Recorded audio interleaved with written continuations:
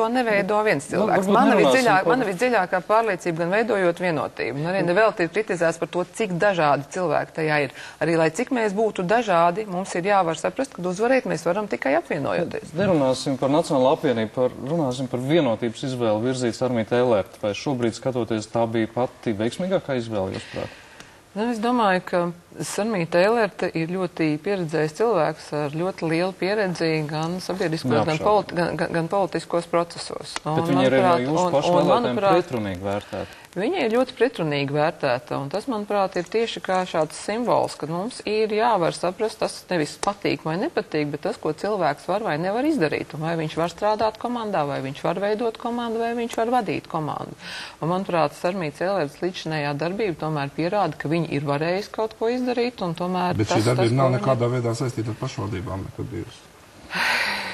Es domāju, ka jebkurš no mums ir saistīts ar pašvaldībām. Jebkurš no mums ikdienā saskarās ar tiem jautājumiem, ko risina pašvaldība. Kā klients. Jā, bet varbūt arī ir kādreiz izdevīgi no otras puses paskatīties uz to, ko tu darīt labāk. Un tās problēmas, kas ir Rīgas domē, gan labas pārvaldības principu trūkums, gan administratīvo resursu izmantošana, gan zināmas korupcijas iezīmes. Tās visas ir tādas problēmas, ar kurām Sarmīta Ēlerte strādāja. Ja es gribu vēlreiz teikt, ka sarakstā ir 60 cilvēki.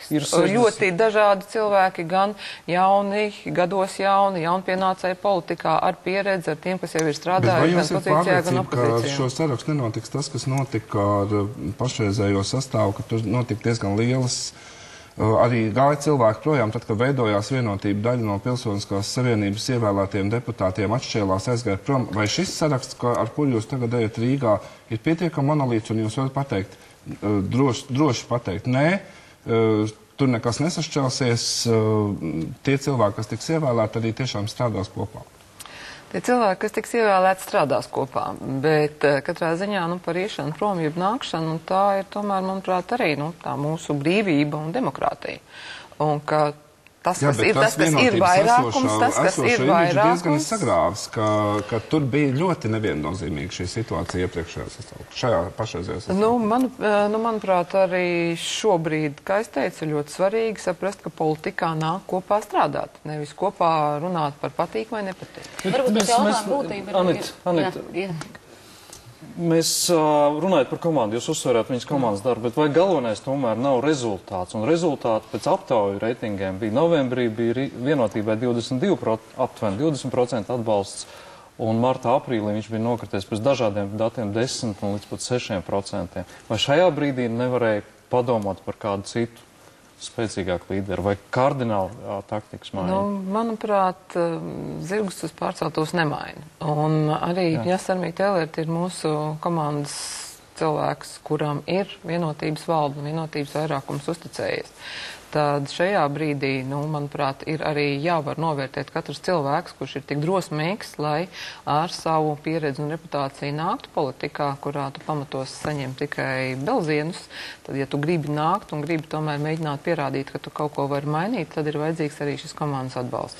Un arī runājot par reitingiem, arī, manuprāt, vakardien mēs runājām ar SKDS pārstāvjiem, ka aprīļa reitingi uzrāda tomēr zināmu pieaugumu. Manuprāt, galvenais, kas sabiedrība vai nepatīk, tā ir šī nemitīgā kašķēšanās, un kurā nav skaidrs, ko politiķi īsti dara. Un tas ir tas, ko es vienmēr esmu aicinājis gan savā partijā iekšēji, gan parlamentā, gan arī valdībā tomēr saprast un runāt par tiem darbiem, kas ir darām, nevis par personālijām, nevis par pretrunām. Bet respektīvi, vai nebūs situācija, ka tās saucamās latviskās partijas neiegūs tādu vairākumu, lai varētu pārspēt Saskaņas centru Rīgas domē, un pateicoties šīm te sarkanajām līnijām, atkal no vienas puses var izveidoties pati situācija, no otras puses tāpēc, ka latviskās partijas nespējas izveidot koalīciju un ir, kā zinām, šīs sarkanās līnijas sadarboties ar Saskaņas centru. Manuprāt, sarkanās līnijas šobrīd ir savilktas pietiekami daudz, gan valdībā, un mēs redzam arī, kādā veidā tas ietekmē valdības darbu, kur bieži vien priekšplānā izvirzās šīs nesaskaņas un šie strīdi, nevis reālie darāmie darbi, nevis tas, ko sabiedrība sagaida, par ko politiķi runās.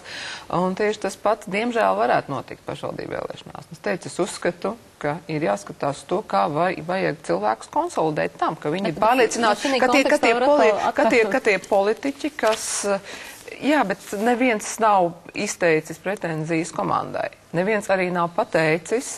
Vienotība līdz pēdējiem brīdim aicināja gan Nacionālā apvienība, kā es teicu, gan arī Reforma partija, lai kādas būtu šīs pretrunas un lai kāda te izskan kaut kur minējumi, līdz pēdējiem tomēr mēģinājumu sēdēt pie galda un tā tad šo komandu veidot. Sākās stāsti, man tur šitik vietas, un es gribu šitās pirmās divas, un es negribu tās pēdējās divas. Nevis par to, ko... Nacionālās apvienības ambīcijas, starp citu, šī sakarībā ir mazināšanās, es domāju, valdības konteksts. Nē, bet kādu jūs redzat situācijas risinājumu?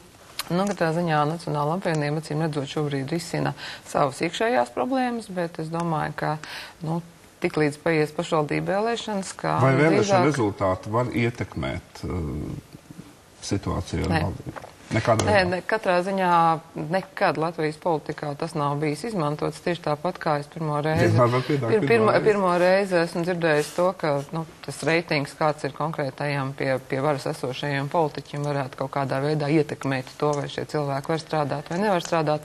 Konkrētos cilvēkus, konkrēto politisko spēku vēlēšanās ir atbalstījis noteikti skaits cilvēku, viņi ir ieguvuši noteikti balsu skaitu. Mēs varam skatīties politiskajā vēsturē, Šlesers nekad viņam nebija vēlēšana starplaikā vairāk kā 3% balsu, un neviens nepiedāvāja. Neveicina to, ko mēs visi atzīstam, varas atsvešinātību no tautas. Respektīvi, tautā ir viens viedoklis. Jā, Anita, es tieši gribēju par to varas atsvešināšanos no tautas jautāt. Jūs pieminējat SKDS pētījums. SKDS jaunākie pētījumi liecina, ka Saeimas iedzīvotāju uzticamība Saeimai ir nokritusies rekorda zemā līmenī līdz 2,5%.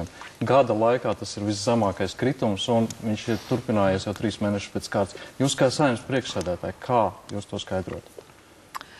Manuprāt, tam ir vairāk skaidrojumu. Protams, es pirmo reizi dzirdu par šādiem pētījumiem, jo gluži pretēji visu laiku bija tā tendence, ka viņi turpināja palielināties pretēji tam, kā tas ir bijis visu laiku. Nav Latvija unikāla valsts ar to, ka sabiedrība neuzticas politiķiem. Sevišķi, ja viņi priekšplānā izvirza šos sīkos kašķus, kuri tur dominē, nevis darāmos darbus. Tā kā, tā tad acīm redzot, sabiedrībai nav pārliecība, ka tiek ievērotas viņa intereses. Otrs ir, protams, šī ekonomiskā situācija. Politiķi runā par to, ka ir, kā es teicu, makroekonomiskās tabulas un rādītāji ļoti labi, un cilvēki to lielākajā daļā nesajūt, ja cilvēki turpina aizbraukt no mūsu valsts, tāpēc, ka viņiem šeit nav darba, tāpēc, ka viņiem nepatīk varbūt politiķu attieksme, tas, kas notiek.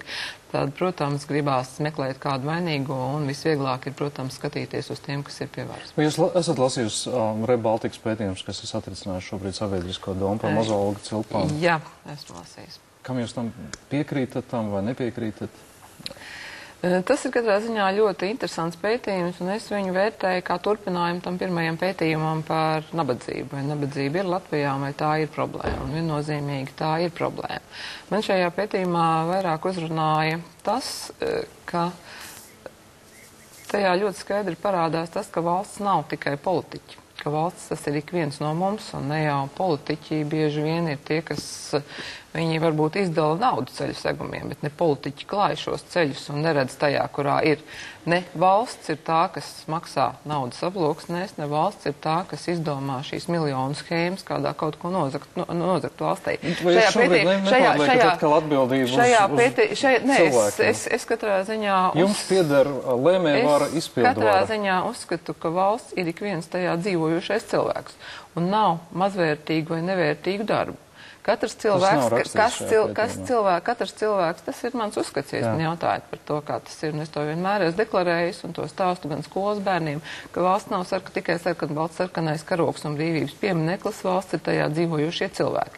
Un katrs cilvēks, gan bērns skolā, kuram ir labi jāmācās ar domu pēc tam, ko viņš darīs tālāk valsts labā, gan cilvēks, kurš strādā visnekvalificētāko darbu, gan arī, protams, valsts augstākās amatpersonas ir šīs valsts sastāvdaļa, kas kopā mēs veidojam valsti tādu, kāda viņi ir.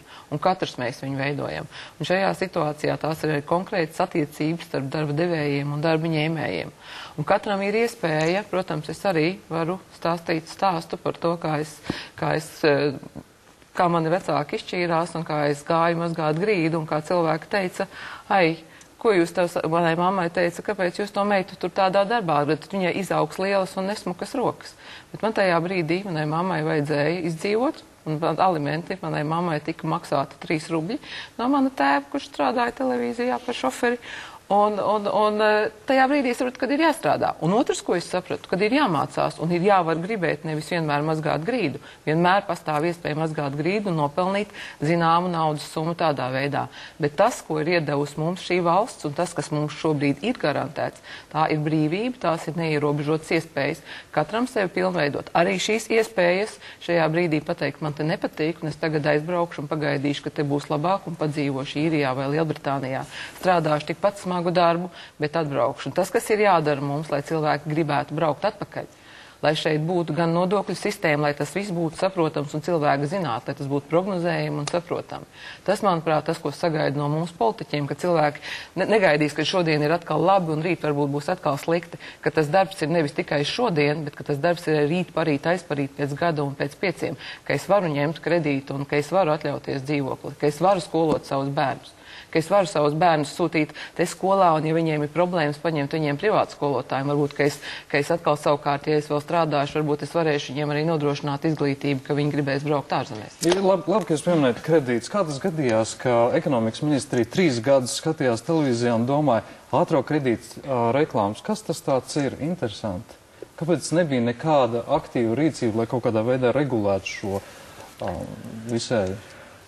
Nu, manuprāt, tas ir atkal par brīvību un par iespējām. Tas ir, cik mēs spējam izvērtēt to, ko ātrais kredīts dod un cik mēs izvērtējam. Tas ir atkal par izglītību un katra cilvēka spējām izvērtēt to, kas nāk. Neviens jau viņus tev neliek ņemt. Mēs tikpat labi varam atgriezties pie kredītiem, pie tā, kāpēc tik ļoti daudz cilvēku krīzes laikā cieta, ka mums bija šīs reklāmas, ka naudas banku dod mums uz paplātēm, un bankas nekontrolēja tajā brīdī, vai tam cilvēkam ir reāli, bet, manuprāt, katram ir sava kompetence, ir banku uzrauga, kas to kontrolē. Tā nav valdības kompetence. Šajā situācijā par mazajiem kredītiem es gribu teikt to pašu, ko par tiesu sistēmu. Tajā situācijā, ja rodās šāda situācija jau, kad tas līdzsvars neiestājās dabīgā veidā, kad ir nepieciešama iejaukšanās ar likumdevēju, ir saprātīgas normas, tev tiek dot iespēja ņemt kredītu, kurā tu redzi. Normāls cilvēks pareiķina, cik tas man maksās, ka man tas pēc kaut kāda brīža maksās. Es paņemu vienreiz saprotu, es to nevaru atļauties. Savukārt tā statistika, ko uzrāda šiem mazo kredītu devēju, viņi arī uzrāda, ka ļoti daudz to izmanto ierēdniecība katru mēnesi ņemot un atdodot, un tas ir viņiem ļoti izdevīgs šāds veids, ir arī ļoti pozitīvi vērtējumi par to, kā tas šobrīd, ja šajā situācijā tas rada bažas un cilvēki pierāda, ka ļoti liela sabiedrības daļa nespēja to vērtēt, tā tad ir likumdevējam, ir jāvar šis līdzsvars panākt un jāierobežo, un tas, kas arī šobrīd parlamentā notiek. Saima un valdība ir nodokļu politikas noteicēji, piekritīsiet, vai ne? Un tas ēnu ekonomikas procents joprojām valstī ir augsts, un tur jau nav tikai tādas personas, kuras grib iedzīvoties uz tā, bet tur ir ļoti daudz cilvēku, kas nespēj tos nodokļus vienkārši samaksāt. Vai jums kaut kā nav interesi par to, tā riktīgi iedziļināties, izpētīt, kas ir par jautājumu, ka nekrītās tas ēnu ekonomikas procents? Vai tiešām viss tie ir tikai, jāsaka, noziedznieki pret valsti, bandīti vai ne, un tā tālāk?